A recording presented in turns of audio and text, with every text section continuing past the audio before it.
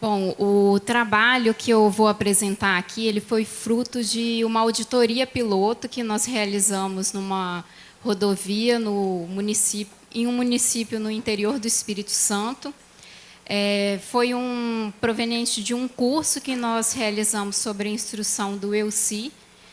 E o que vai ser apresentado é somente uma parte do trabalho, né, que é enfocando as irregularidades que foram verificadas por meio da realização de ensaios de campo e ensaios laboratoriais.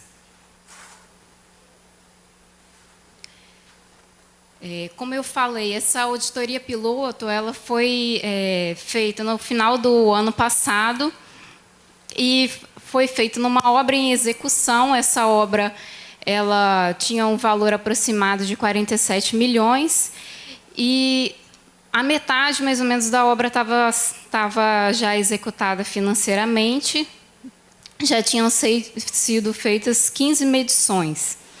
E para a realização dos procedimentos de ensaio, os procedimentos de campo, a gente utilizou a própria estrutura do jurisdicionado e da gerenciadora da obra, que de uma certa forma, levou um certo custo a esse particular, mas para o Tribunal de Contas não teve custo nesse sentido para a realização dos ensaios. E a intenção foi fazer uma fiscalização concomitante para efetivar uma medida mais tempestiva de correção da obra, se fosse o caso, e de adequações também, né? Que a gente, com a experiência, a gente sabe que após a finalização da obra é mais difícil da gente conseguir o retorno para as correções dos problemas encontrados. E, a partir desses procedimentos, verificar a identificação dos possíveis problemas na obra. Perdão. A metodologia, nós vemos aí a rodovia que foi auditada. Aparentemente, a rodovia ela estava em bom estado. Olhando para a imagem, a gente vê uma rodovia que ainda não estava em utilização, a obra estava em execução. E, aparentemente, a gente poderia olhar e pensar que ela estava adequada. Então, alguns dos procedimentos que nós realizamos foi a extração de amostras de CBUQ, da mistura betuminosa, com a utilização da sonda rotativa. E em laboratório, com as amostras já numeradas, limpas, nós fizemos alguns procedimentos, como a determinação da espessura das amostras da camada de CBUQ com o paquímetro, a determinação dos pesos da mistura em suspensão na água, para determinar a densidade aparente da mistura, e a extração do ligante pelo método do Rotarex, que são as imagens que vocês estão vendo.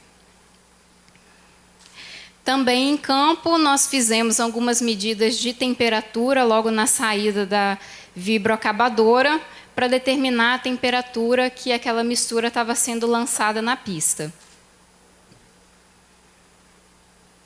Alguns dos resultados que nós obtivemos, né? Com relação à base, naquele local onde era feita a extração da amostra de CBUQ, nós aproveitávamos aquele vazio daquela amostra para fazer uma escavação manual até atingir o início da subbase, para poder determinar a espessura daquela base.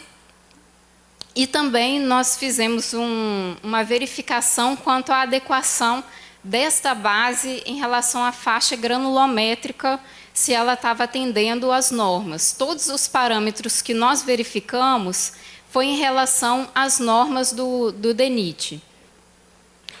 Com relação à faixa granulométrica da base, é importante observar, né, que o projeto ele especificava a brita graduada para ser aplicada na base.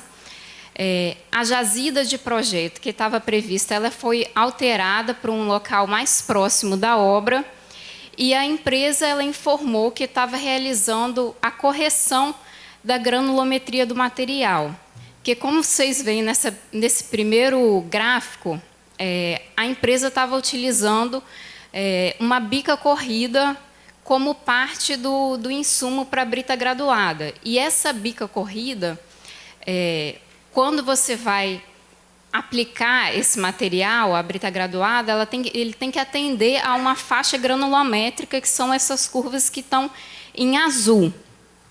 E esse material ele teria que estar dentro dessa faixa, que essa faixa é definida de acordo com o número N de projeto, que é o número de tráfego estudado para o local. E o que a gente observa é que a bica corrida que estava sendo utilizada, ela estava com um ponto fora de faixa, que era o ponto da peneira de 1 polegada. Esse ponto ele estava fora de faixa, o que indicava que esse material ele era inadequado para a aplicação. A empresa, como ela informou que estava realizando um procedimento no local para correção dessa bica corrida, ela informou que estava adicionando uma brita comercial para poder corrigir, graduar esse material. No entanto, o que a gente observou é que a curva indicativa, se ela estava ou não na faixa granulométrica, a curva era exatamente a mesma da bica corrida. O que a gente pode pensar que ou eles estavam utilizando a própria bica corrida ou o procedimento que eles estavam realizando não contribuiu em nada, não melhorou em nada para o material. Então, essa faixa granulométrica ela não estava atendendo a norma, o que já indicava que o material de base não estava adequado. Com relação às espessuras da camada, que, como eu falei, aonde a gente retirava a amostra de CBUQ, era realizada aquela escavação manual no local para poder verificar a espessura da base, nós verificamos que, para o projeto, a espessura estava indicada como 15 centímetros. E a norma do DENIT, ela admite uma tolerância de até 10% desse valor, que seria 13,5. O que a gente verificou é que em alguns trechos a espessura estava abaixo desse valor, como os trechos da estaca 230 a 250, que estava abaixo de 12 centímetros, e o trecho das estacas 500 a 600, que estava abaixo de 13 centímetros. Agora, é interessante observar também que o outro trecho apresentado por último aí na tabela, ele estava acima até mesmo dos 15 centímetros. Então, nós tínhamos 2 trechos que estavam abaixo da tolerância da norma e esse trecho que estava acima. O que a gente poderia concluir, a partir disso, é que houve uma deficiência nessa fiscalização desse trecho, porque trechos estavam com uma espessura a mais desnecessária e onde essa espessura era necessária, alguns trechos simplesmente não atendiam.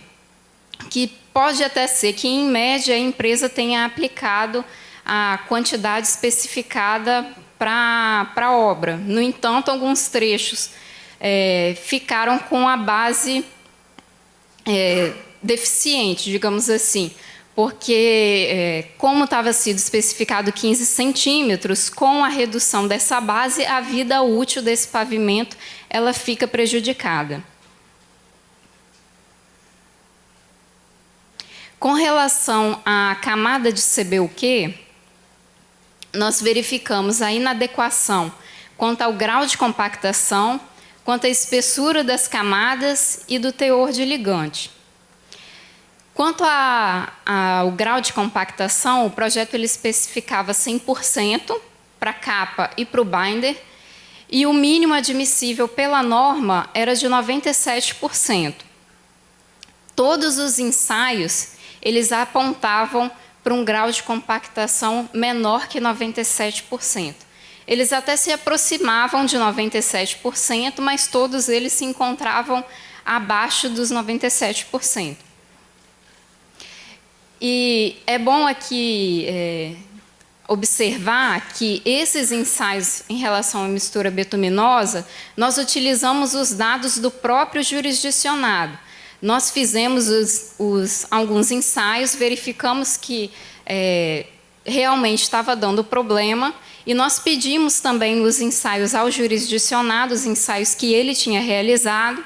Eles forneceram esses dados e nós verificamos que o próprio ensaio deles é que fornecia esse valor. Então, já nos dados que eles tinham, já indicava que a compactação e os outros parâmetros que a gente vai ver que eles não estavam atendendo. Com relação ao grau de compactação, nós observamos também, com a medição daquela temperatura da mistura betuminosa na pista, que a temperatura estava inadequada. Com a definição do traço da mistura, em campo, a temperatura adequada para a aplicação era de 140 a 145 graus Celsius. E o que nós verificamos é que eles estavam aplicando essa mistura a aproximadamente 100 graus Celsius. E a temperatura é um parâmetro importante para se atingir o grau de compactação necessário para a pista. Então, como eles aplicavam esse material já numa temperatura mais baixa, dificilmente eles conseguiriam atingir o grau de compactação. Na verdade, como a gente verificou, o grau de compactação ele não estava sendo atingido. Quanto à espessura das camadas de capa e binder, o projeto especificava para o binder 4 centímetros e para a capa 3. E como vocês podem ver, né, o mínimo admissível pela norma para o binder era 3,8 centímetros e para a capa 2,85. Para o binder, nós verificamos que mais de 60% das amostras elas indicavam as espessuras abaixo de 3,80 centímetros, ou seja, fora de norma, né, inadequadas. E para a capa, nós tínhamos apenas um ensaio que também já demonstrava estar abaixo do mínimo admissível pela norma. Então, quanto à espessura da camada, essas espessuras também estavam inadequadas. Quanto ao teor de ligante, o projeto ele especificava 4,72% para o binder e para a capa 5,13%. E o mínimo admissível, no caso, a gente só tinha ensaios para o binder, era de 4,42%, e também metade dos ensaios apresentavam inadequação, porque todos eles estavam abaixo de 4,42%.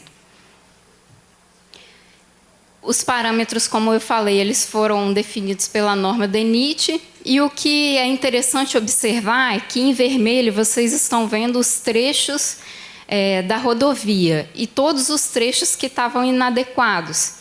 Então, para a espessura, nós temos grande parte dos trechos inadequados. Para o grau de compactação, nenhum dos trechos da obra estavam adequados. E para o teor de CAP, também alguns que estavam inadequados. E para atender à norma, todos os três eles deveriam estar adequados. Com um deles inadequado, já não poderia o serviço ser considerado como conforme, não poderia ter sido pago. O que a gente verificou é que esse serviço ele estava sendo pago normalmente, como se estivesse adequado. E isso os próprios ensaios do jurisdicionado demonstrando que os serviços eles não estavam conformes. O que até demonstra para a gente que, às vezes, o campo ele não conversa com o laboratório, porque o laboratório faz os ensaios, demonstra os problemas, e no campo o serviço ele é todo feito continuado, sem que se tenha essa verificação se realmente estava atendendo ou não. E lembrando, como eu falei, que a rodovia, aparentemente, ela estava bem. Só com a realização dos ensaios que nós verificamos que, na verdade,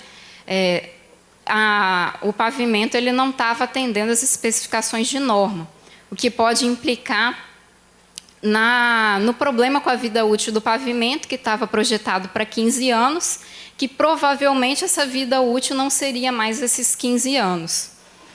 Então, concluindo, os procedimentos realizados, eles contribuíram para a identificação dessas irregularidades, que refletem diretamente e de forma negativa a qualidade e a segurança da rodovia auditada, e os valores pagos e não conformes que foram aqui apresentados, eles chegam a 4 milhões, que seria em torno de 16% do que havia sido pago até o momento, até a 15ª medição.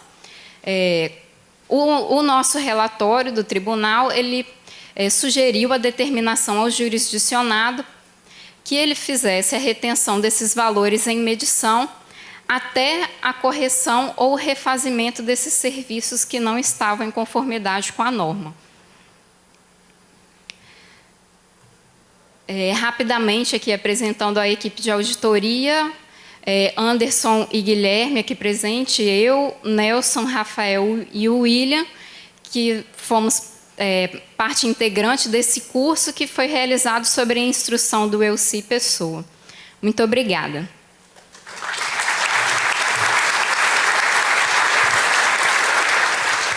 É sempre bom, né? Um congresso de engenheiros é sempre objetivo, né? É a objetividade. Muito boa, Maíra. Essas questões são questões realmente relevantes da identificação de como podemos analisar efetivamente, né, as nossas estradas, né? Vou passar, então, a palavra para o nosso próximo painelista, que é o Dr. Nicael de Carvalho Almeida, analista de controle externo de obras públicas do TCM de Ceará, desde 2010, também engenheiro civil formado pela Universidade Federal do Ceará. Vai tratar de uma questão muito importante também relativa à orientação aos gestores através da identificação de fatores de paralisação das obras públicas nos municípios cearenses. Então, com a palavra, Dr. Nicael.